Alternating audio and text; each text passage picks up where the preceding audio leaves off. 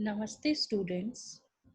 I am JVN Dr. Aksha Bhate from Faculty of Agriculture and Veterinary Science. Students, today we discuss about cultivation practices of guava from the course Production Technology for Fruits and Plantation Crops. As you know from program BSc Agriculture semester 4th. As you know, guava is also known as Amrud in Hindi. Guava, botanical name Psydium guava java. Family Myrtaceae. It is the fourth most important fruit of India in respect of area and production. Fourth most important India का fruit है in terms of area and production. It is also known as apple of the tropics or poor man's apple. Mainly grown states UP, Bihar, Madhya Pradesh, Maharashtra, Andhra Pradesh, Kerala and Tamil Nadu. Very rich and cheap source of vitamin C. इसके अंदर vitamin C 100 to 260 mg per 100 gram of pulp है and contains a fair amount of calcium. Also, it is a good source of making jelly because it doesn't lose the vitamin C in the preserved forms. Then comes to soil and climate. As you know, climate required for guava is subtropical or tropical fruit requirement. Hardy fruit grown in poor alkaline and poorly drained soils without any manuring or irrigation. It can be grown in soils which having the pH 4.5 to 7.5, but best soils are deep, friable and well drained. As I told you before, जैसे कि मैंने आपको पहले कहा, it is a subtropical and tropical fruits. Therefore, it requires winters for developing good quality of fruits. मतलब इसको summer और winter में डिस्टिंग्विशन चाहिए टेम्परेचर का, तभी इसका गुड क्वालिटी का फ्रूट्स आता है. It can also grown in semi arid tracts of India.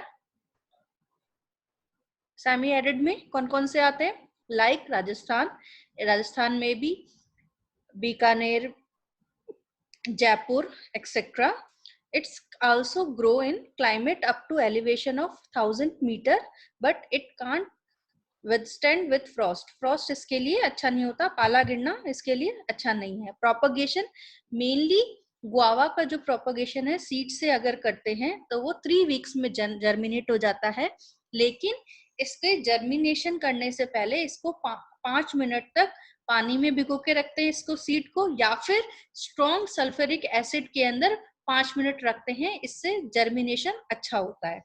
और जो बेसिकली वेजिटेटिव प्रोपोगेशन है वो लेयरिंग, और लेयरिंग में भी एयर लेयरिंग और सिंपल लेयरिंग से किया जाता है. इस और हार्डवुड कटिंग्स भी इसकी लगाई जा सकती है, हार्डवुड टू सेमी हार्डवुड. लेकिन उस कटिंग्स को किससे ट्रीट करते हैं? आईबीए और एनएए से 2000 टू 5000 ppm, ताकि उसकी रूटिंग अच्छी रहे. कई जगह in some places budding techniques like forkert budding, shield budding, patch budding भी ट्राई की गई है, बट वो इतनी सक्सेसफुल नहीं है.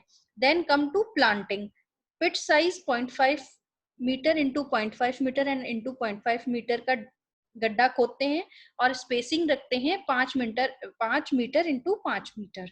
Manures fertilisers for bearing trees. Bearing trees का मतलब जिसमें फल आ रहे हैं, उसके अंदर 50 kg FIM, 1 kilo nitrogen, phosphorus और पोटैश डाला जाता है एक ट्री के अंदर, और वो भी 2 स्प्लिट डोजेस में, एक मार्च में और एक अक्टूबर में.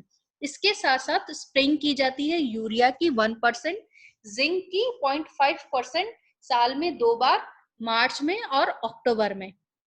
मिक्स्ड स्प्रेइंग भी करते हैं, zinc sulphate, magnesium sulphate, manganese sulphate की 0.5% की रेट पे, और copper sulphate and iron sulphate को 0.25% की रेट पे. देन इरिगेशन, जैसे कि मैंने कहा ये सब ट्रॉपिकल और ट्रॉपिकल फ्रूट्स का है और सेमी एरिड रीजन में भी अच्छा ग्रो होता है, इसलिए ये ड्रॉट के लिए भी रेजिस्टेंट है, उसमें भी ग्रो हो सकता है। लेकिन अगर हम 10 डेज के इंटरवल पे पानी देते हैं तो प्लांट बहुत अच्छा रेस्पॉन्ड करता है और बहुत अच्छी यील्ड आती है। ट्रेनिंग प्रूनिंग, इसके अंदर ओपन सेंटर सिस्टम से ट्रेनिंग की जाती है। प्रूनिंग के अंदर जितने भी जो ट्री है उसके ट्रंक मतलब तना के जो नीचे जितने भी सकर्स आते हैं उनको रिमूव करने चाहिए, सूखी हुई टहनियां को रिमूव करना चाहिए, और जो सूखी हुई टहनिया को जब आप रिमूव करते हो तो जो उसका एंड होता है उस पे बॉर्डेक्स मिक्सचर अप्लाई कर देना चाहिए, ताकि बॉर्डेक्स पेस्ट, ताकि उस पे फंगल इन्फेक्शन ना हो।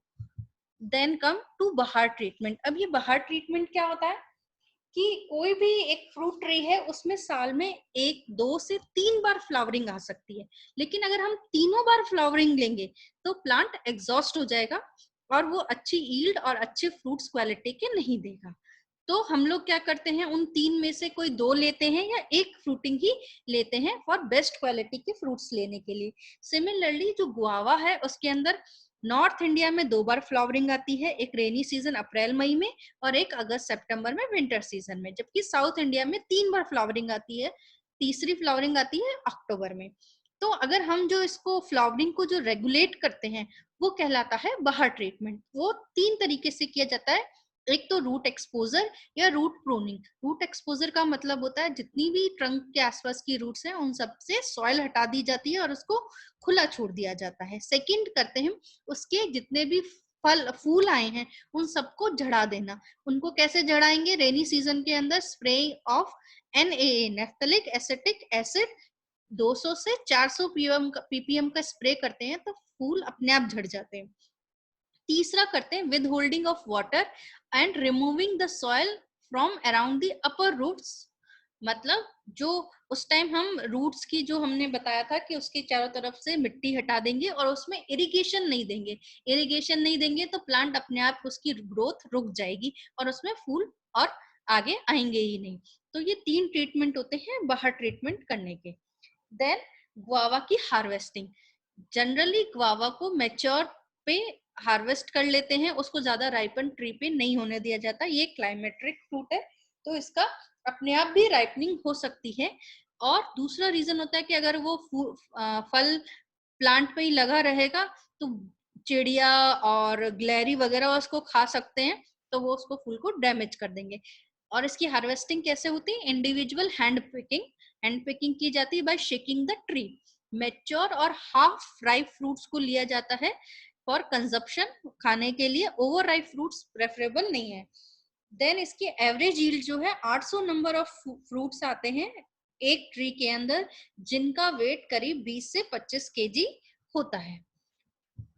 देन पेस्ट, कौन कौन से कीट गुआवा में लग सकते हैं, वो है fruit borer, fruit fly, green scale and mealybug. और इन सब के लिए अलग अलग तरह की हम मैनेजमेंट यूज करते हैं जो हम नेक्स्ट क्लास में पढ़ेंगे। जैसे फ्रूट बोरर है, फ्रूट बोरर की फ्लाई है, लार्वा फ्रूट के अंदर रहता है और उसको सड़ा देता है, वो किसी काम पर रहता है। फ्रूट फ्लाई जो आपका फल है उसके सैप को चूस जाती है। देन ग्रीन स्केल जो लीव्स को खाते हैं, और मिलीबग।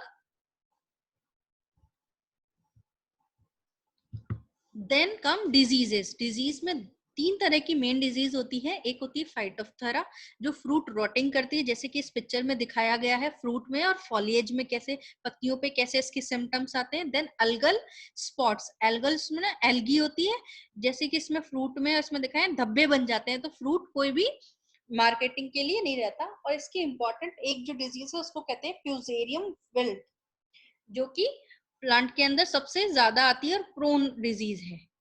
Thank you. ये था सारा cultivation practices of guava. So the class is concluded today. I believe you have understood well. This session was powered by Digital Version 2000 Jyoti Vidyapeeth Women's University. Hope you are satisfied with my digital session. If you have any query, please mention in comment box. Thank you very much.